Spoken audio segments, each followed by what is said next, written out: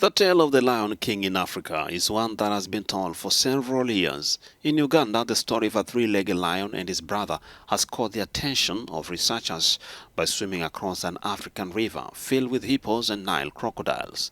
The pair swam 1.5 kilometers across Kazinga Channel in Uganda. So from a behavioral standpoint, it's fascinating to see them, cross such a large water body and over such a long distance.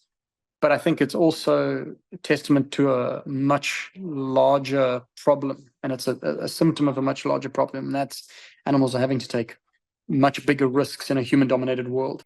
Using a drone, researchers filmed Jacob and his brother Tibu overcoming their natural aversion to water and paddling across the Kazinga Channel.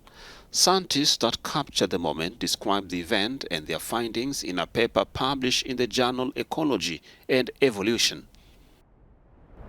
At least to me and my team, really the testament of probably the most resilient lion on the continent. I mean, this is an animal that was caught in a snare. He was saved from that snare. A year later, he lost that same leg that was trapped in the snare in a poacher's wheel trap, probably in the Congo. Then 6 months after that, his family was poisoned. His pride was essentially splintered in two.